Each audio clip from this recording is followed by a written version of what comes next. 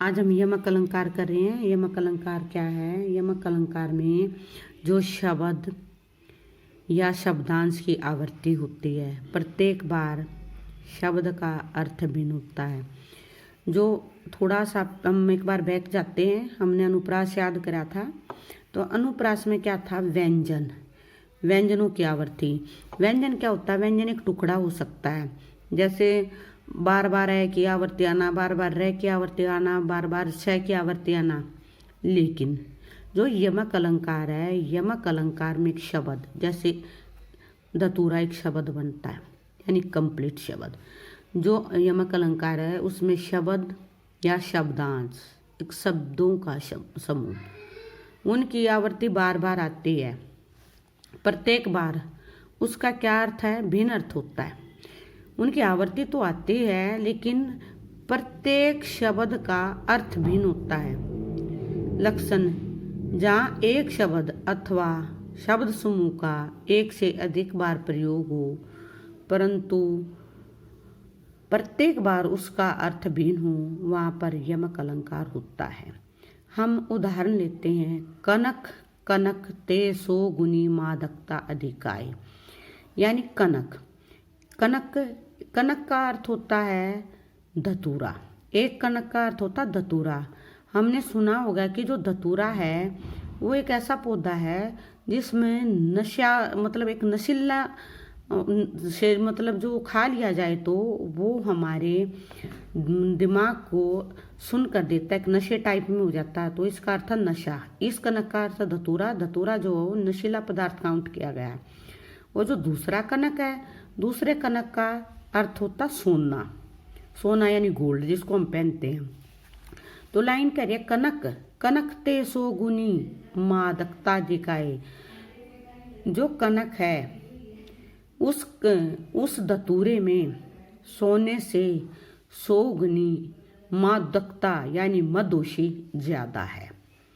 वह खाए बोराए नर, नर आदमी, बोराए पागलपन छा जाता है, खाए खाकर, वह खाकर, क्या खाकर? धतूरा खाकर। आदमी में क्या छा जाता? पागलपन छा जाता है। यह पाए बोराए नर, क्या पाए? दूसरे वाला कनक, जिसका अर्थ है सोना। अगर इंसान के पास सोना, गोल्ड अगर देखो तो उसके पाने के बाद भी वह बोर आ जाता है, यानी पगला जाता है। तो समझ में आए? यहाँ दो शब्द हैं, दोनों का अर्थ भिन्न भिन्न प्रकट हो रहा है। पहले का अर्थ धतूरा था, जिसको आदमी खाकर क्या हो जाता है? पागलपन चढ़ जाता है। दूसरे सोने का अर्थ, दूसरे कनक का अर्थ सोना है, जिसको पाकर आदमी बुरा जाता है, यानी पगला जाता है। फिर एक उदाहरण है, जगती जगती की मुख प्यास। जगती 2 बार आया है। एक जगती जागना, दूसरी जगती संसार। एक जगती जागना, दूसरी जगती संसार की मुख प्यास। मुख जिसको कहा नहीं जा सकता। एक तो हम जब सुबह जाग कर उठते हैं वो प्यास हमारी, दूसरी संसार में रहने वालों की वो बिना जो मुख हमें पता नहीं वो प्यास। यानी जगत में, संसार में किस तरह की इंसानों के अंदर चाहत है, और जब हम जगती सुबह जागते हैं या जब उठते हैं तो किस तरह का हमारा जो होता है, जागने के बाद हमारी किस तरह की प्यास होती है। तो यह दोनों प्यासों से वर्णन किया गया है। एक संसार, जगती संसार। एक जगती, जो एक जगती है वो है जो सुबह की जाग खुलती है, उठते हैं। एक और उदाहरण देखो, काली घटा का घमंड घटा। क्या बोला जा रहा है कि काली घटा का घमंड घटा। घटा यहाँ क्या है? ये जो घटा है, ये जो घटा दिया हुआ है, इस घटा के 2 अर्थ बनते हैं। एक घटा का अर्थ होता है बदली, यानी बादल।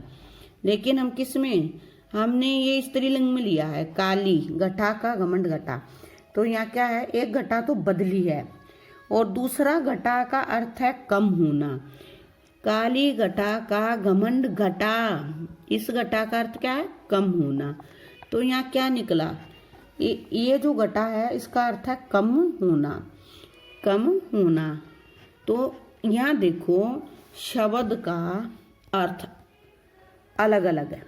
घटा, जो ये घटा है, इस घटा का अर्थ है, जो ये वाली घटा है इस घटा का अर्थ हमने बदली निकाला, और दूसरी जो ये घटा है इस घटा का अर्थ कम होना।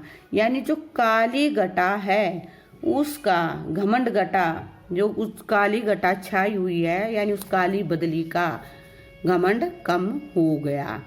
तो ये थोड़ा सा बहुत ध्यान से समझना है। जो शब्द दिए गए हैं उन शब्दों के शब्द बार बार आ रहे हैं, लेकिन शब्दों के अर्थ अलग अलग आ रहे हैं। अर्थ हमने पहले उदाहरण में देखा था, जैसे कनक, एक कनक हमारे पास धतूरा, दूसरा कनक हमारे पास सोना। पहले कनक का अर्थ हम ले रहे हैं कि अगर उस पौधे के बीज आदमी खा जाए तो वो बुरा है, यानी क्या हो जाता है, उस पर नशा छा जाता है। ठीक उसी प्रकार दूसरा सोना, अगर ये सोना यानी गोल्ड आदमी के पास बहुत ज़्यादा हो जाए तो उसमें भी पागलपन छा जाता है। फिर हम इजी वाला लेते हैं, काली घटा का घमंड घटा।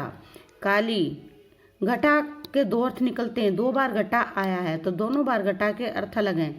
एक घटा का अर्थ बदली, दूसरी घटा का अर्थ है कम होना। तो जो काली घटा है उसका अर्थ क्या हुआ, कम हुआ है। तो दोनों अर्थों के जो दो शब्द होते हैं दोनों के अर्थ अलग अलग होते हैं। अब हम जो अलंकार है वो श्लेष अलंकार पे आ गए हैं। जो श्लेष अलंकार है, हम श्लेष अलंकार के बारे में पढ़ रहे हैं जहाँ एक ही शब्द के एक से अधिक अर्थ निकले, जहाँ एक ही शब्द के एक से अधिक अर्थ निकले वहाँ श्लेष अलंकार होता है।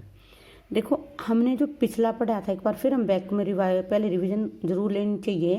जो पिछला पढ़ा था उसमें क्या था, उसमें जो शब्द थे उसके अर्थ भिन्न भिन्न थे। जो एक ही शब्द आ रहा था उसका अर्थ भिन्न था, भिन्न भिन्न अर्थ थे। लेकिन यहाँ पर एक ही शब्द, जो एक ही शब्द एक से अधिक, यानी शब्द एक है लेकिन उसके अर्थ किससे एक से अधिक निकलते हैं। कौन सा अलंकार है, श्लेष अलंकार। उदाहरण, रहीमन, पानी रखिए बिन पानी सब सून। क्या कह रहे हैं कि रहीमन कवि रहीम जी क्या कह रहे हैं कि पानी रखिए, पानी बिन सब सून सुनना है। यानी पानी गए ने उभरे मोती, अगर पानी खत्म हो गया, पानी नहीं रहा तो मोती की भी वैल्यू खत्म हो गई है। पानी गए न उभरे मोती, अगर पानी खत्म हो गया तो मोती की भी वैल्यू खत्म हो गई है। मानुष चून, देखो मानुष का प्रयोग क्यों कहा गया है कि जो मानुष वो मानव है, और मानव के लिए जो पानी का अर्थ होता है वो अपनी इज्जत होता है। चून, इसमें चूना या हम कई बार आटे का भी ले लेते हैं, जिसको अर्थ चूना या आटा, पानी के बगैर गूंथा नहीं जा सकता। तो यहाँ पानी के तीन अर्थ हैं। एक तो मोती, पहला जो पानी आता है मोती, यानी जब पानी खत्म हो गया मोती की वैल्यू भी खत्म हो गई है। यानी मोती की जो चमक है वो किसके कारण थी, पानी के कारण ही थी। इसलिए कवि रहीम क्या बोल रहे हैं, भगवान को बोल रहे हैं कि पानी राखिए बिन पानी सब सून। यानी भगवान को कह रहे हैं कि पानी को हमेशा बनाए रखिए, पानी के बिना सब कुछ सूना है। तो तीन बार पानी आया, पहले पानी में मोती, अगर पानी खत्म हो गया तो मोती की चमक भी खत्म हो गई। दूसरा मानुष, मनुष्य के लिए पानी की, जो मानुष है मनुष्य के अर्थ में जो पानी होता है वो इज्जत होता है। यानी इंसान की इज्जत, अगर इज्जत खत्म है तो वो अपने आप को बिल्कुल खत्म समझता है।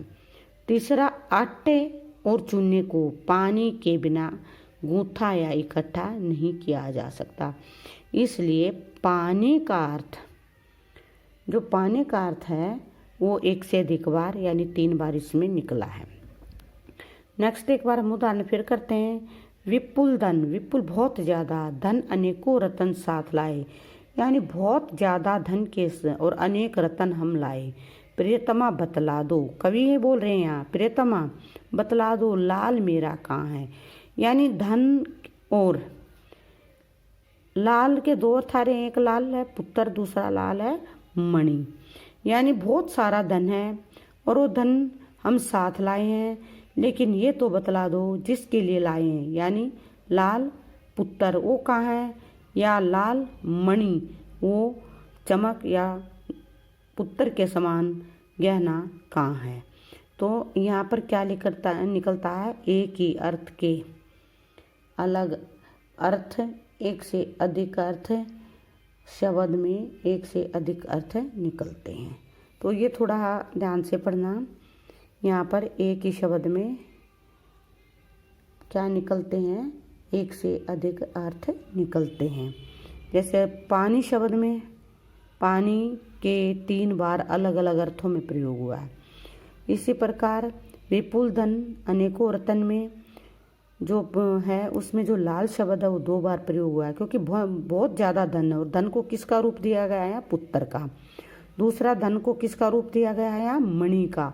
मणि भी तो बहुत मतलब उसमें काउंट होता है ना, जैसे मणि एक लाल वस्तु होती है उसमें काउंट होता है, ठीक है। तो यहाँ क्या है, एक ही शब्द के एक से अधिक अर्थ निकलते हैं।